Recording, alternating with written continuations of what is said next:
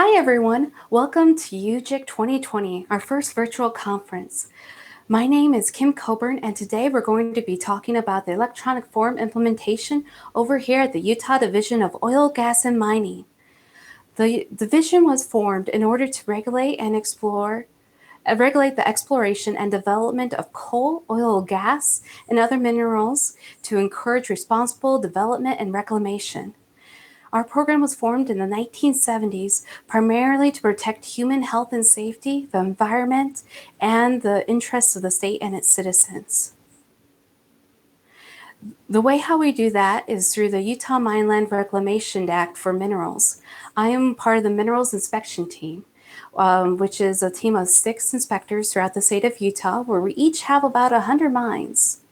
I joined the division back in 2018, and at that time we started to implement our electronic mapping to get our data out there to our stakeholders and everyone else that was interested, where we were able to kind of facilitate that discussion on what was involved and what the different mines were in the state of Utah. And I don't know if you noticed, but every single one of those green dots, every single one of those gets an inspection. That is how we enforce the Utah Mineland Reclamation Act. We try to visit every single one of our small mines twice a year and our large mines once a year. But by doing that, because we were formed in the 1970s, we had a variety of, technical limitations. In the 90s, we were using film. In the 60s, we were using a little bit more of the small little microfiche. But we utilized the technology of the time, where we have lots of paper inspections, and in the early 2000s we started to utilize Word documents and even PDF documents in the early 2000s, early 2010s. But it led to, the way how we were doing our inspections led to a lot of duplicative work. The duplicative work was very time intensive, where we had to take our notes out in the field, then go back to the office and fill out everything.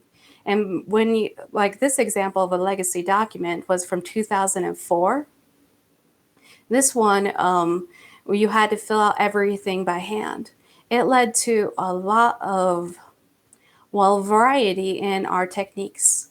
And I don't know about you, but I was prone to interruptions and being distracted, because there is, out of a day in the field, I will get a whole bunch of different types of texts and emails and other things to respond to.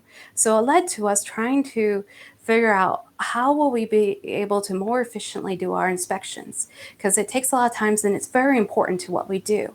Our proposal was to develop electronic forms to aid us and to be able to not duplicate work, to be able to do things right the first time, and to be able to really help us to be able to protect the citizens of Utah. And it was a team effort where everyone worked together to be able to form the vision, where our vision was to be able to take the information out in the field and be able to generate the same report for every single inspection, where everything was able to look the same. Now, we went to all of our different stakeholders and management to be able to get them excited about this, to be able to see about what they wanted as part of this process. And by going to our coworkers, our management, we were able to generate light bulb moments to get them excited about what we were talking about doing, and to be able to identify where we wanted to go with developing our forms and implementations so that we could really standardize things. The way how I would encourage you to get started during your first phase of development is to just get started. During your alpha phase, start using the tools that are already available. Esri has some great tools online to be able to click and drag and drop in your different inspection questions, and to be able to really start to narrow down on the questions that you should be asking. Now, our first forms were very simple. In fact, I would even go as far to call them really dumb. because we wanted to know, like, what is the mining? Let's enter in the mining. Let's enter in the permit number. We really wanted to narrow down on the questions that we should be asking. And this facilitated a whole bunch of collaboration and debate with our team, with where should the colons go? Where should the commas go? And we were able to really help standardize what are the different things that we should be asking for. And during this alpha phase of developing the implementation, we were able to really nail down what we wanted the workflow to be, so that while we're out in the field, we'll be able to take the information and get it out of the field. And the way how we did this was by using feature reports, where after all the information was generated, we were able to click a little export button on Esri's website to be able to pull in the documents that was part of our vision.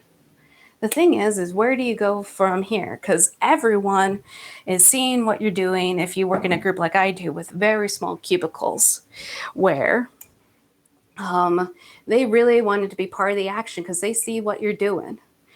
We started our next phase of development, and what I'm going to call our beta phase, with lots of training to get people used to what the electronic form was, how to utilize their tablet, and the way how we got them to use our forms with that learning curve was by using production data. During the alpha phase, we were able to identify what are the questions that we were asking that can be pre-populated. These tools, the different fields identified, were able to pre-populate the information.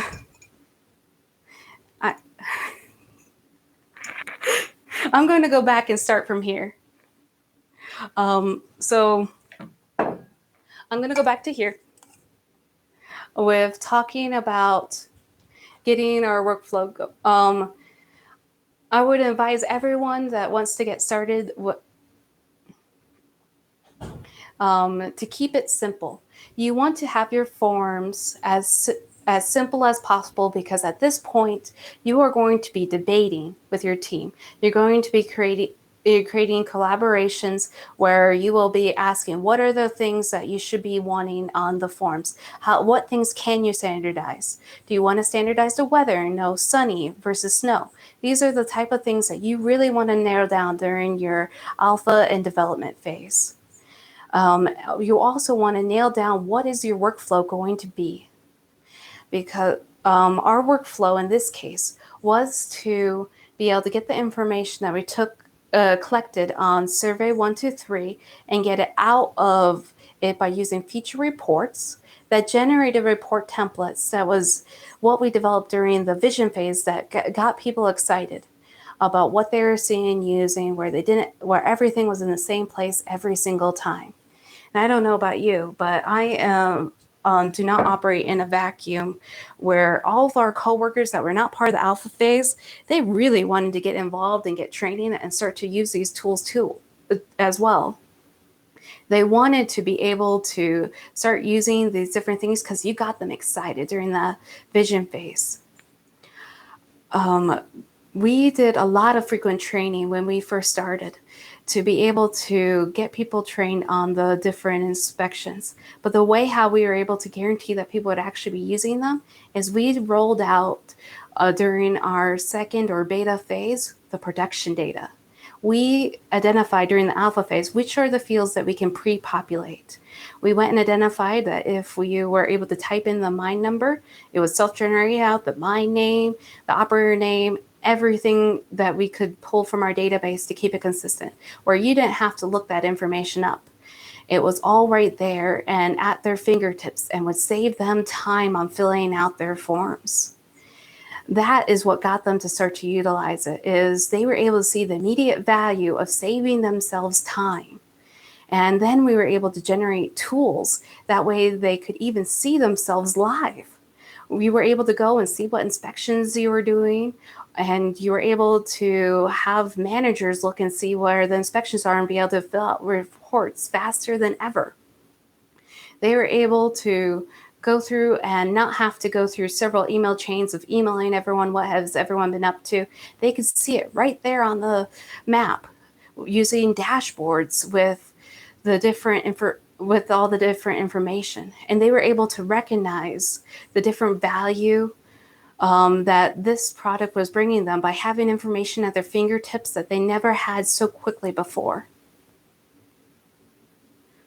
And the value that was generated, it wasn't linear. And that was one part of the abstract, if you read it before you clicked on this link, was our process before we started was a straight line. It was the same the entire time. But once you started development, we went into a cycle or we had to put in a lot of work in order to develop it. That work is called the Valley of Death. This is where projects go to die, and it can be tough to get out of it. So our hope is that we can bring the perform. Our hope is that with this presentation, you will be able to take some key aspects to be able to get out of it and be able to go straight into the improvement phase to minimize as much time as possible there by learning from all of our pain and struggle that we have dealt with in our own lives. Because we have learned a lot of very valuable lessons that we really want to share with everyone. Where one of the top things I would recommend for anyone to do was to develop a project wish list. Start thinking strategically about the things that you want to implement. What are the must-have things? What are the things that you can wait on implementing in the future? If people have comments and it's already rolled out, please write that down somewhere. We utilize the Google Doc to kind of keep track of all of our different comments and suggestions. We also recommend that you do frequent small trainings, where if you do one big long day training, people will forget stuff. You want to do lots of small little frequent ones where they're able to digest and be able to utilize the different chunks. And I also want to emphasize the importance of buy-in. We had our managers excited, we had our employees excited so that they were actually using it. And by being able to do that, you're able to get people interested and invested in doing it. The management was pivotal to be able to get the equipment and supplies that we needed. Things that we did not anticipate was when we got our people iPads, well, guess what? You need to go and get yourself some chargers. You need to go and, especially when you're out in the field all day and you need to be able to charge your device, you want some car chargers. Or it's even about being able to budget and get the OtterBoxes with the iPads and devices. Make sure that you're taking care of the equipment so that you're able to use it all together. With that, I would also encourage you to start thinking about the different types of devices and plans as part of that budget, where we would encourage our employees to use the Wi-Fi to be able to download their base maps instead of using the cellular. So we wanted everyone to have access while they were out in the field to be able to message home if they needed anything. But it's also, you don't want to download a couple of gigabytes worth of maps. No, you don't want to do that. And we also had a lot of training with the limits of the device and app storage, where if you're in Collector, you're limited to maybe a gigabyte or two at a time. But it's also a matter of limits of different programs, where our employees that had iClouds, well, they quickly filled up those iClouds, and it was a matter of making sure that they knew that to go to Google Photos with storage to be able to keep uploading their photos. We also learned when we implemented iPads was do not get a shared ID.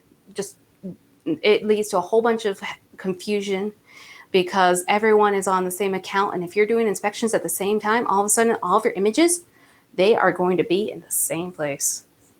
But the main thing I want to encourage you on is listen to your people, listen to the feedback that they give you, because they will have a lot of great ideas of where they see themselves going in the future. With listening, we worked together as a team to be able to develop it. Where in 2018, we developed our vision. What did we want to see? We wanted to be able to create that vision so that when we started to implement it, we did a long alpha phase that first development, we really tried to nail down what are the questions that we should be asking, what are the things that are must-haves and important. And we really tested and worked out those workflows in a smaller team before we implemented as a larger team for everyone else during the beta phase.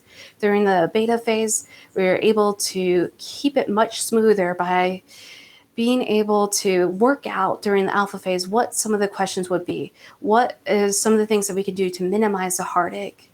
And also during the beta phase, we rose the expectations on what they are going to see next. Because now that we have them trained, of our team and people trained, they want to be able to do more with the tools that are in front of them. And we want to be able to keep looking forward on the different things. So that's why I would encourage you to go and grab your wish list and to keep an eye on what you want in the future. Right now, I told you that we have everything self-populating. Well, we update that manually every single month with the new data. Right now, we're working with our partners over at the AGRC to implement Python scripting, so it updates daily. And that means I don't have to update it. We're also working together on seeing what some of our next phases look like. Like, do we want to implement workforce? Or in workforce, you can click on the different mine points and be able to create the inspection straight from there and not have to remember what was the mine number that I wanted to have to be able to fill out the inspection report, and to make it just a tiny bit more seamless. We're also working on different surveys. Now that you have one, we have several other forms that we can help automate and help out. We also have different new technology. One of the new tools that we're implementing is Spike, to be able to measure heights and widths while you're out in the field and be able to keep the information standardized. Other things that are on our wish list is having infinite photos. In order to roll this out, we just picked a number and went, okay, 8 photos. 8 photos is good enough. 8 photos, yeah, wasn't enough. So during our beta phase, we did 12. But now, there might be some cases where you want to have an inspection with like 20 photos. So our hope is that we can start implementing that in the future. And Esri's keep coming out with a whole bunch of brand new technology. They're working on their lines and polygons, and we would love to see more and map those capabilities in the future. And they are constantly coming out with new things that we would love to implement here to make our lives easier. And that's kind of where we're at right now. Is we are at a point looking back and looking at the different forms and tools that we have.